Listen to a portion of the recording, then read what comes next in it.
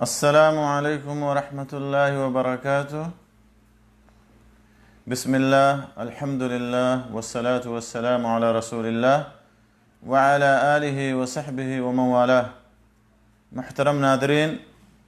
آج کے اس live programme میں جو باتیں میں آپ کے سامنے رکھنا چاہتا ہوں وہ اجازت طلب کرنے کے آداب کے بارے میں ہے کہ آدمی جب گھر میں داخل ہو یا کسی سے ملاقات کے لیے جائے تو کس طرح سے اجازت طلب کرے، اور بغیر اجازت طلب کرے ہوئے گھر میں داخل نہیں ہونا چاہیے یا کسی سے ملاقات کے لیے اس کے گھر میں نہیں جانا چاہیے۔ اس سلسلے میں سورہ نور کے اندر کئی آیات ہیں اور اسی طرح سے رسول اللہ صلی اللہ علیہ وسلم سے کئی احادیث مروی ہیں۔ اللہ تعالیٰ فرماتا ہے، یا ایھا الذین آمنوا لا تدخلوا بیوتا غیر بیوتکم حتی تستأنسوا وتسلموا علی اہلہا، کہ اے ایمان والو، تم اپنے گھروں کے علاوہ دوسرے گھروں میں داخل نہ ہو یہاں تک کہ اجازت طلب کر لو اور گھر والوں سے سلام کر لو۔ اسی طرح سے اللہ کے نبی صلی اللہ علیہ وسلم نے فرمایا کہ انما جعل الاستئذان من اجل البصر، کہ نگاہ کی وجہ سے یا نظر کی وجہ سے اجازت لینے کا حکم دیا گیا ہے، یا اجازت لینے کا سبب نظر ہی ہے۔ اجازت طلب کرنے کے بہت سارے آداب ہیں، انہی آداب میں سے سب سے پہلا ادب یہ ہے کہ اجازت طلب کرنے کے لیے جب آدمی جائے یا جب کسی کے گھر جائے تو سب سے پہلے سلام کرے، جیسا کہ اللہ تعالیٰ نے قرآن پاک میں فرمایا، فَإِذَا دَخَلْتُمْ بُيُوتًا فَسَلِّمُوا عَلَىٰ أَنفُسِكُمْ تَحِيَّةً مِّنْ عِنْدِ اللَّهِ مُبَارَكَةً طَيِّبَةً، کہ جب تم گھروں میں داخل ہو تو اپنے اوپر سلام بھیجو یا اپنے اوپر سلام کرو، یہ اللہ کی جانب سے مبارک تحیہ ہے یا مبارک سلامی ہے اور پاکیزہ سلامی ہے۔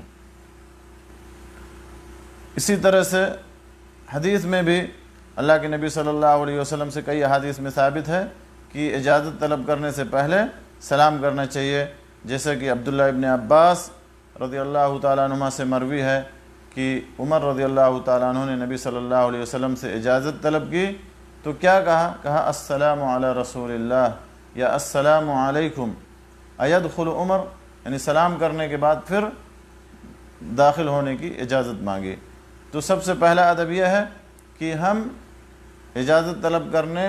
جب جائیں یا اجازت طلب کرنے کے وقت سب سے پہلے سلام کریں۔ دوسرا ادب یہ ہے کہ اجازت طلب کرنے والا گھر کے دروازے کے دائیں طرف یا بائیں طرف کھڑے ہو، ایک دم دروازے کے سامنے نہ کھڑے ہو تاکہ اگر دروازہ کھلے تو گھر کے اندر اس کی نظر نہ پڑے، جیسا کہ عبداللہ ابن بصر رضی اللہ تعالی عنہ سے مروی ہے، کہتے ہیں کان رسول اللہ صلی اللہ علیہ وسلم اذا اتى باب قوم لم يستقبل الباب من تلقاء وجهه ولكن من ركنه الايمن او الايسر ويقول السلام علیکم السلام علیکم، کہ رسول اللہ صلی اللہ علیہ وسلم جب کسی کے دروازے پر جاتے تو اس کے سامنے سے اس کا استقبال نہیں کرتے، یعنی اس کے سامنے نہیں کھڑے ہوتے لیکن اس کے دائیں جانب یا بائیں جانب اور کہتے السلام علیکم السلام علیکم۔ اسی طرح سے تیسرا ادب یہ ہے کہ بغیر کسی اجازت کے، بغیر گھر والے کی اجازت کے اس کے گھر میں دیکھنا یہ حرام ہے، جیسا کہ اللہ کے نبی صلی اللہ علیہ وسلم نے اس سے منع فرمایا ہے۔ ابو ہریرہ رضی اللہ تعالیٰ عنہ کی حدیث ہے کہ اللہ کے نبی صلی اللہ علیہ وسلم نے فرمایا، من اطلع فی بیت قوم بغیر اذنہم فقد حل لهم ان یخفوا عینہ، کہ جو شخص کسی کے گھر میں بغیر اس کی اجازت کے دیکھے تو گھر والوں کے لیے حلال ہے کہ اس کی آنکھ پھوڑ دیں۔ تو گھر والوں کی اجازت کے بغیر گھر کے اندر دیکھنا یہ حرام ہے۔ اسی طرح سے چوتھا ادب یہ ہے کہ 3 دفعہ اجازت طلب کرنی چاہیے، اگر اجازت مل جائے تو آدمی داخل ہو اور اگر اجازت نہ ملے تو پھر واپس آ جانا چاہیے، جیسا کہ ابو موسیٰ الاشعری رضی اللہ تعالیٰ عنہ کی حدیث ہے کہ رسول اللہ صلی اللہ علیہ وسلم نے فرمایا، اذا استأذن احدکم ثلاثا فلم یؤذن له فلیرجع، کہ جب تم میں سے کوئی شخص 3 دفعہ اجازت طلب کرے اور اس کو اجازت نہ ملے تو اسے واپس آ جانا چاہیے۔ اسی طرح سے 5واں ادب یہ ہے اجازت طلب کرنے کے آداب میں سے کہ اجازت طلب کرنے والے کے بارے میں جب پوچھا جائے گھر کے اندر سے یا گھر والے جب پوچھیں کہ کون ہے تو اس کو یہ نہیں کہنا چاہیے کہ میں ہوں، بلکہ اپنا نام ذکر کرنا چاہیے، جیسا کہ جابر رضی اللہ تعالیٰ عنہ کی حدیث میں ہے کہ میں نبی صلی اللہ علیہ وسلم کے پاس ایک قرض کے سلسلے میں آیا یا اپنے والد کے قرض کے سلسلے میں آیا تو دروازہ کھٹکھٹایا، جب آپ نے پوچھا کہ کون ہے تو میں نے کہا کہ میں ہوں، تو آپ نے کہا انا، یعنی گویا کہ آپ نے اپنی ناپسندیدگی کا اظہار کیا۔ تو اجازت طلب کرنے والے کو اپنا نام ذکر کرنا چاہیے یا اپنی کنیت یعنی ابو فلان اس طرح سے کہہ کے ذکر کرنا چاہیے، یا فلاں عالم اور فلاں قاضی یا فلاں شیخ، اپنا تعارف پیش کرنا چاہیے۔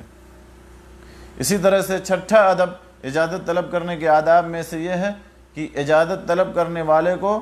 کسی کے گھر کا دروازہ سختی کے ساتھ نہیں کھٹکھٹانا چاہیے، بلکہ نرمی کے ساتھ اور اطمینان و سکون کے ساتھ دروازہ کھٹکھٹانا چاہیے، جیسا کہ انس بن مالک رضی اللہ تعالیٰ عنہ کی حدیث میں ہے کہ وہ کہتے ہیں ان ابواب النبی صلی اللہ علیہ وسلم كانت تقرأ بالاظافیر، کہ نبی صلی اللہ علیہ وسلم کے گھر کے دروازے کو ناخن سے کھٹکھٹایا جاتا تھا۔ ہاں البتہ اگر کوئی گھر کے اندر دور ہے اور دروازے کے قریب میں نہیں ہے تو آدمی نرمی کے ساتھ دروازے کو اپنی انگلیوں سے یا اپنے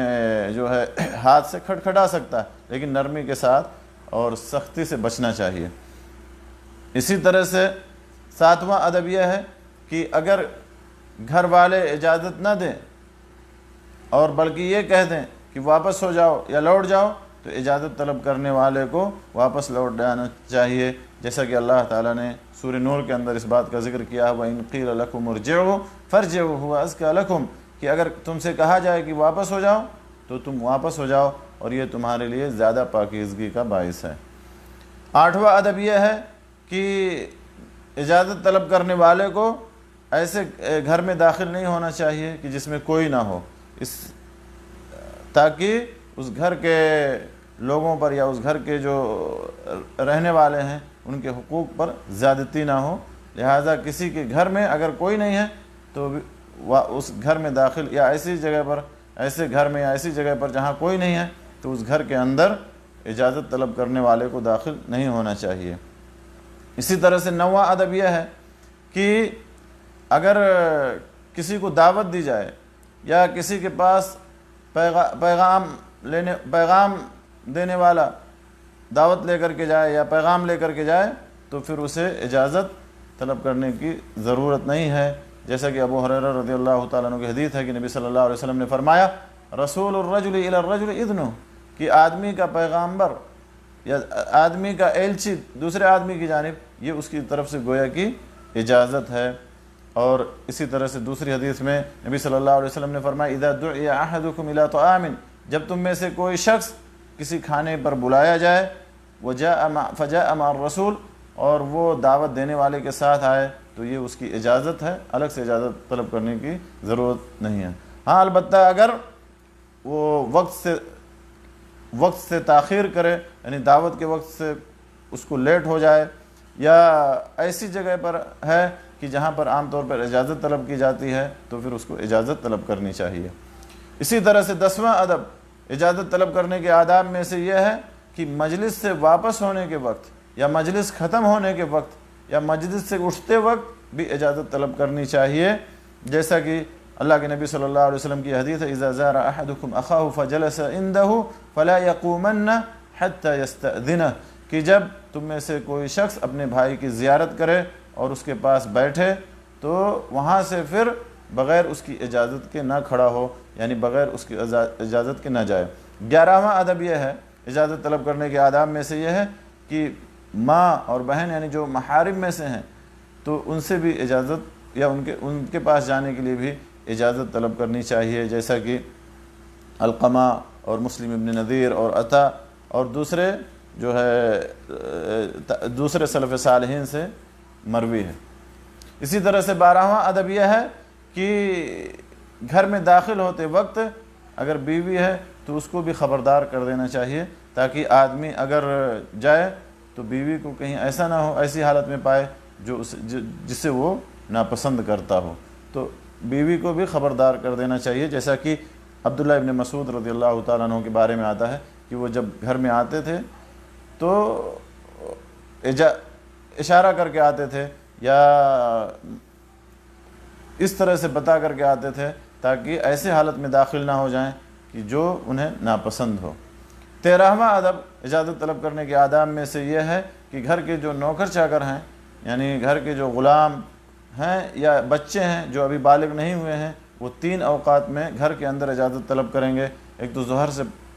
تو فجر سے پہلے، اور دوسرا قیلولہ کے وقت یعنی ظہر کے بعد، اور تیسرا وقت ہے عشاء کے بعد، اور اس کے علاوہ اوقات میں کوئی حرج نہیں ہے۔ تو یہ اجازت طلب کرنے کے آداب ہیں کہ آدمی جب کسی کے گھر میں جائے یا جب کسی سے ملاقات کرنے کے لیے جائے، یہاں تک کہ اپنے گھر میں کسی دوسرے کے کمرے میں جائے یا دوسرے شخص کے جو ہے بیڈ روم میں جائے، یا والدہ یا والد یا اسی طرح سے بہن بھائی، تو بھی اجازت طلب کرنی چاہیے۔ اور جیسا کہ میں نے آپ لوگوں کو بتایا